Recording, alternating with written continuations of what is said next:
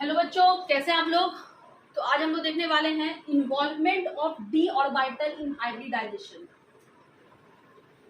Hybridisation में D atomic orbital का involvement देखने वाले हैं हम लोग। ठीक है, जैसा कि आपको पता होगा कि हाइब्रिडाइजेशन एक इंटरमिक्सिंग का प्रक्रिया है, प्रोसेस है, जिसमें कि डीजेनरेट एटॉमिक ऑर्बिटल जो है इंटरमिक्स करता है। ठीक है, hybridisation is the process of intermixing in which degenerate atomic orbital intermix.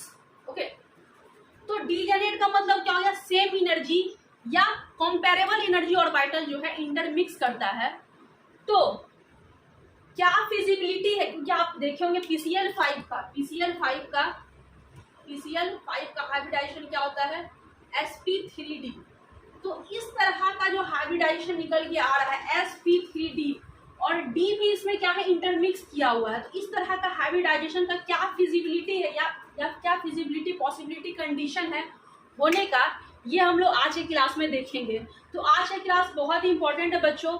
आप इतना तो जान रहे हैं कि sp3d हाइब्रिडाइजेशन होता है, sp3d2 हाइब्रिडाइजेशन होता है, sp3d3 हाइब्रिडाइजेशन होता है, लेकिन ये डेफिनेशन को सेटिस्फाइड नहीं करता है। ठीक है, तो इस तरह के हाइब्रिडाइजेशन के लिए क्या कंडीशन है आज हम लोग देखेंगे बच्चों। तो अगर आप मेरे चैनल पे नए आए हैं तो सबसे पहले चैनल को लाइक और सब्सक्राइब जरूर करें। तो चलिए अपने क्लास को हम लोग स्टार्ट करते हैं। ठीक है,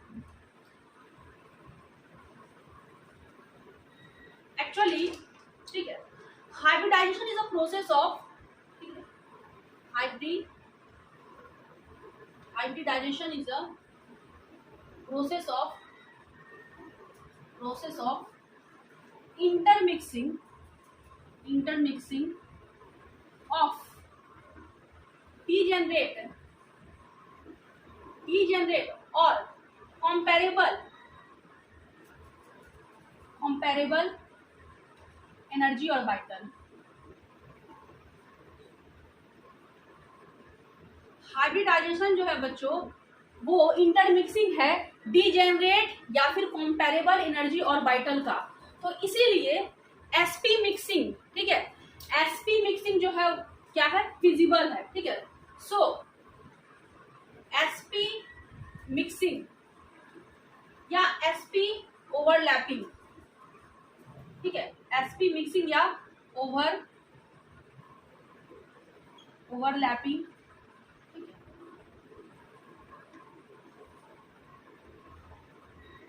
इज वेल एक्सेप्टेबल। ठीक है,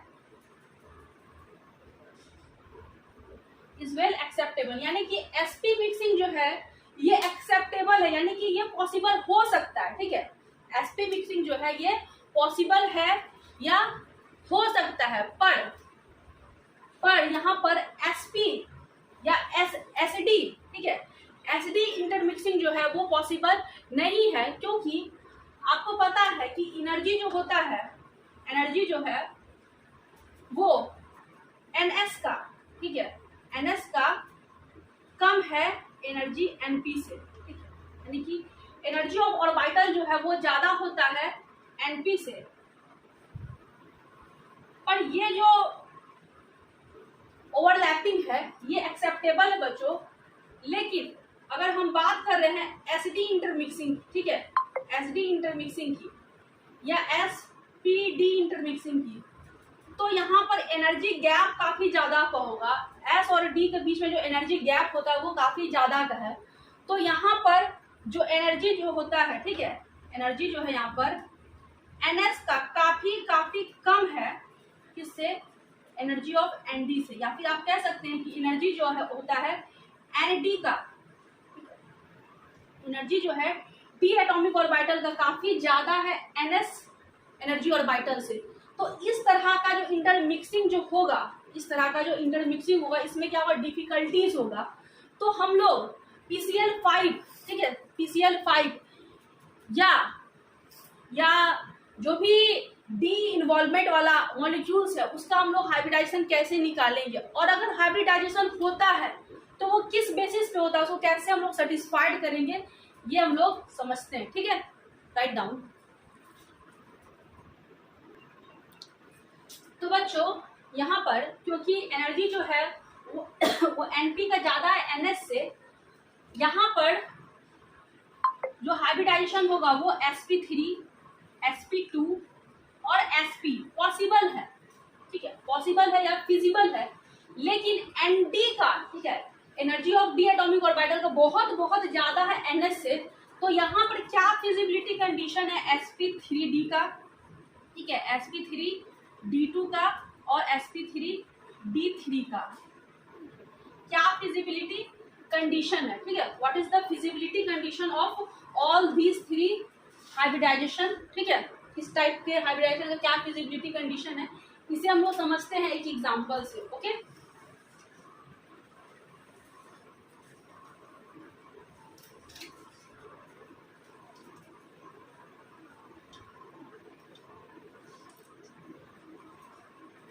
अगर हम लोग बात करते हैं PCl5 का, ठीक है, PCl5 की अगर हम बात करें तो PCl5 में जो फास्फोरस का हाइब्रिडाइजेशन है, ठीक है, हाइब्रिडाइजेशन जो है फास्फोरस का वो क्या है sp3d है, sp3d। और इस तरह का जो इंटरमिक्सिंग होता है वो काफी डिफिकल्ट होता है, क्योंकि डी एटॉमिक ऑर्बिटल का एनर्जी जो है वो काफी ज्यादा है, तो एनर्जी डिफरेंस ज्यादा होने के कारण इंटरमिक्सिंग जो होगा वो क्या होगा, डिफिकल्ट होगा, क्योंकि हाइब्रिडाइजेशन कहता है कि इंटरमिक्सिंग हम लोग उसी एटॉमिक ऑर्बिटल का करवाएंगे जिसका एनर्जी क्या हो, सेम, ठीक है, या कंपैरेबल एनर्जी हो। तो अब यहाँ पर PCl5 का जो हाइब्रिडाइजेशन sp3d ये कैसे यहाँ पे हुआ, ठीक है, इसको कैसे हम लोग सेटिस्फाइड करेंगे। तो फास्फोरस की हम बात करें, फास्फोरस का atomic number 15, 1s2, 2s2, 2p6, ठीक है, 2p6, 3s2, 3p3, ठीक है, ओके। तो यहाँ पर हाइब्रिडाइजेशन निकल गया फास्फोरस, यहाँ पर इलेक्ट्रॉनिक कॉन्फ़िगरेशन हम लोग लिख लिए फास्फोरस का। अब यहाँ पर क्या है, 3d भी है, 3d0। अब आपको बता दें कि 3d का जो एनर्जी होगा वो काफी ज्यादा होगा,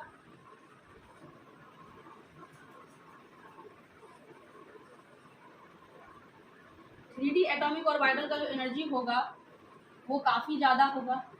तो इस कंडीशन में हम लोग क्या करेंगे कि डी का, ठीक है, डी एटॉमिक ऑर्बिटल का एनर्जी को लोअर डाउन किया जा सकता है, ठीक है, डी एटॉमिक ऑर्बिटल का एनर्जी को लोअर डाउन किया जा सकता है by involvement of high more electronegative terminal atom.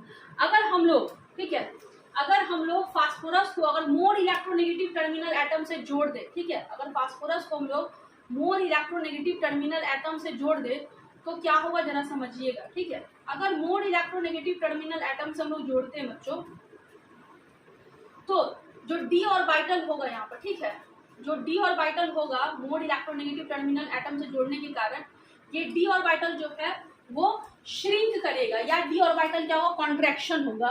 तो डी ऑर्बिटल कॉन्ट्रैक्शन होने से, ठीक है, डी ऑर्बिटल कॉन्ट्रैक्शन होने से एनर्जी जो है वो क्या हो जाएगा, कम हो जाएगा। आपको कॉन्सेप्ट यहाँ पे बता दे, कॉन्सेप्ट ये है कि एनर्जी ऑफ एटॉमिक ऑर्बिटल, ठीक है, energy of atomic orbital is directly proportional to radius of atomic orbital, ठीक है, रेडियस ऑफ एटॉमिक ऑर्बिटल।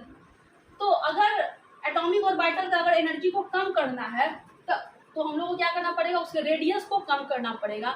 तो रेडियस को कम करने का एक ही कंडीशन है, वो कंडीशन ये है कि आप क्या करें, मोर इलेक्ट्रोनेगेटिव एलिमेंट का इन्वॉल्वमेंट करवाएं। अगर मोर इलेक्ट्रोनेगेटिव एलिमेंट यहाँ पे आएगा तो क्या होगा, यहाँ पे कॉन्ट्रैक्शन होगा, ठीक है, डी ऑर्बिटल कॉन्ट्रैक्शन होगा। और इस कॉन्ट्रैक्शन के कारण जो लोब होगा, ठीक है, जो डी ऑर्बिटल होगा वो क्या होगा, नजदीक आएगा, ठीक है, कॉन्ट्रैक्ट करेगा और उससे क्या हो, रेडियस घटेगा। और अगर रेडियस घटता है तो एनर्जी भी क्या हो, कम होगा। और अगर एनर्जी कम होगा तो हम लोग कहीं ना कहीं एनर्जी को क्या करेगा, कंपेयर कर सकते हैं, ठीक है, कंपेयर हो जाएगा NS या NP की एनर्जी से लगभग कंपेरेबल होगा। एंड देन इस तरह का जो हाइब्रिडाइजेशन है वो क्या हो जाएगा, फिजिबल या पॉसिबल होगा। तो अगर sp3d या sp3d2 या sp3d3 लाइक हाइब्रिडाइजेशन के लिए क्या पॉसिबल कंडीशन है, तो पॉसिबल कंडीशन ये है कि इस तरह के हाइब्रिडाइजेशन में जो सराउंडिंग एटम्स होगा वो हमेशा क्या होना चाहिए, मोर इलेक्ट्रोनेगेटिव होना चाहिए। सराउंडिंग एटम्स कैसा होना चाहिए, मोर इलेक्ट्रोनेगेटिव होना चाहिए। तो मोर इलेक्ट्रोनेगेटिव एलिमेंट होने से क्या फायदा होता है, तो अगर मोर इलेक्ट्रोनेगेटिव एलिमेंट का इन्वॉल्वमेंट होगा तो उससे क्या हो जाएगा, बच्चों, उससे डी ऑर्बिटल कॉन्ट्रैक्शन होगा, और डी ऑर्बिटल कॉन्ट्रैक्शन होने से रेडियस घटेगा, और रेडियस अगर घटेगा, ठीक है, कॉन्ट्रैक्शन होगा, कॉन्ट्रैक्शन बढ़ेगा तो रेडियस क्या होगा, रेडियस घटेगा, और अगर रेडियस घटेगा तो एनर्जी भी क्या होगा, घटेगा, और अगर एनर्जी घटेगा तो अब क्या होगा, डी का एनर्जी और पी का एनर्जी लगभग कंपैरेबल होगा, और इस तरह हाइब्रिडाइजेशन जो है वो फुलफिल हो सकता है। ठीक है, दैट्स वाई PCl5, ठीक है, that's why PCl5 exist with sp3d like hybridization,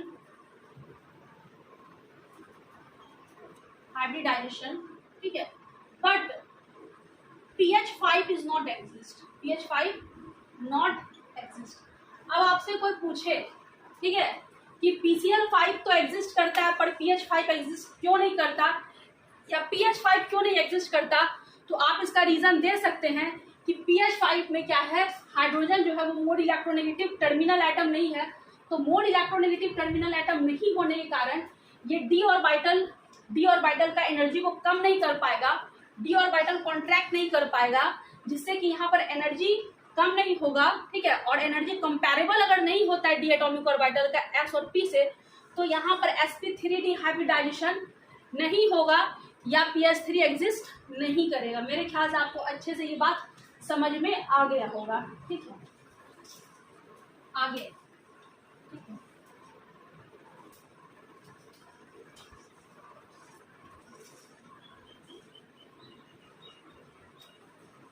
तो इसी हिसाब से PCl5 जिस तरह से एग्जिस्ट करता है उसी हिसाब से PBr5 और Pi5 भी एग्जिस्ट करेगा, ठीक है, with hybridisation sp3d, okay, and SF6, ठीक है, SF6 एंड SBr6 ये भी एग्जिस्ट करेगा, ठीक है, हाइब्रिडाइजेशन sp3d2, ठीक है, with hybridisation sp3d2 and IF7, ठीक है, बट आपको बता दें कि SH6 एग्जिस्ट नहीं करता, नॉट एग्जिस्ट। इस बार क्या हुआ, इस बार सल्फर के साथ हाइड्रोजन अटैच्ड है जो कि टर्मिनल एटम है, और हाइड्रोजन जो है वो मोर इलेक्ट्रोनेगेटिव एलिमेंट नहीं है, तो मोर इलेक्ट्रोनेगेटिव एलिमेंट नहीं होने से यहाँ पर डी ऑर्बिटल कॉन्ट्रैक्ट नहीं करेगा, तो रेडियस नहीं घटेगा, और रेडियस नहीं घटेगा तो एनर्जी कम नहीं होगा, और अगर एनर्जी कम नहीं हुआ डी एटॉमिक ऑर्बिटल का, तब यहाँ पर कंपैरेबल एनर्जी और कंपैरेबल इंटरमिक्सिंग जो है वो पॉसिबल नहीं हो पाएगा डी एटॉमिक ऑर्बिटल का, तो SH6 का हाइब्रिडाइजेशन sp3d2 नहीं होगा और ये एग्जिस्ट भी नहीं करेगा। ठीक है, ओके, और IF7 exist with sp3d3 hybridisation, but IH7 not exist. अब यहाँ पर IF7 तो एग्जिस्ट करेगा sp3d3 हाइब्रिडाइजेशन के साथ, क्यों, क्योंकि इस बार फिर से आयोडीन के साथ जो है मोर इलेक्ट्रोनेगेटिव टर्मिनल एटम लग गया फ्लोरीन, जो कि बहुत ज्यादा